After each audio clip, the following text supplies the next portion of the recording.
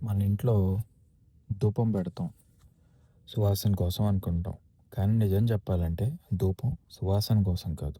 ఇది గాలి, భావాలు, వైబ్రేషన్‌ని ప్యూరిఫై చేసే ఒక యాన్షియంట్ టెక్నాలజీ. ఈ నిజం తెలుసుకున్నాక మీరు మామూలు అగరబత్తీలు ఇంకెప్పుడు వెలిగించరు. చాలామంది ఏమనుకుంటారంటే ధూపం వాసన కోసం అని. యాక్చువల్లీ కాదు. శాస్త్రం ప్రకారం ధూపం వాయుతత్వ శుద్ధి. వాయువు మనసుకు దగ్గరైన తత్వం. మన ఊపిరి ఎలా ఉంటే మనసు కూడా అలాగే ఉంటుంది.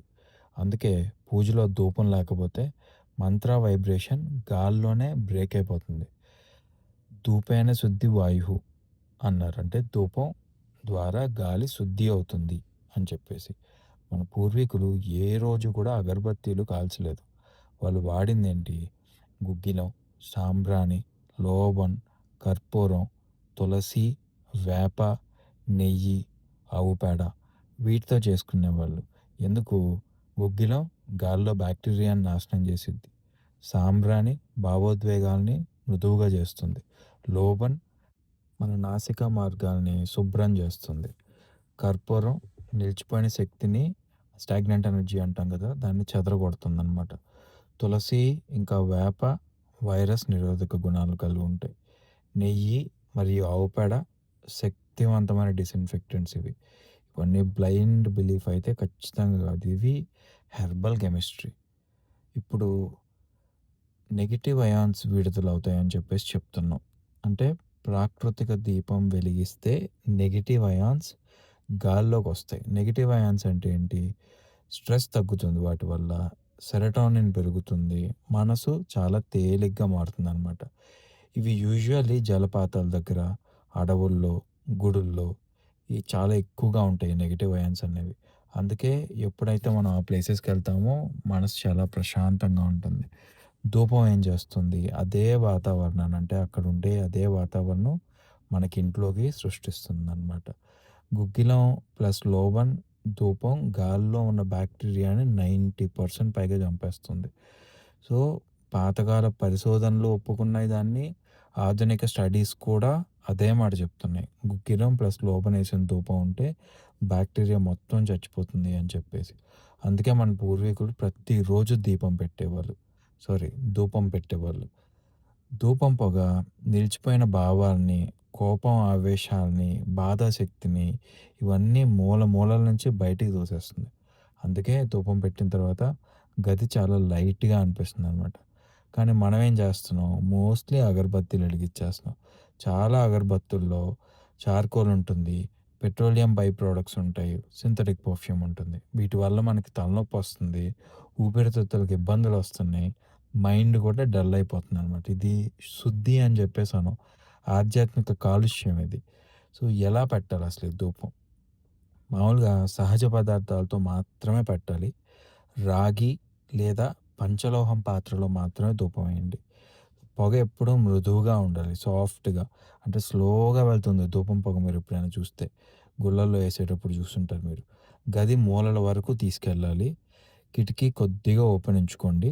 శుభ్రం చేసిన తర్వాత మాత్రమే అంటే రూమ్ గానీ, ఇల్లు గానీ శుభ్రం చేసి పూజ గది గానీ శుభ్రం చేసిన తర్వాత మాత్రమే ధూపం వెలిగించాలి. యాక్చువల్లీ ధూపం అన్నది మనం పూజలో చివరి టచ్ చేస్తాం. చివరి టచ్ కాదది.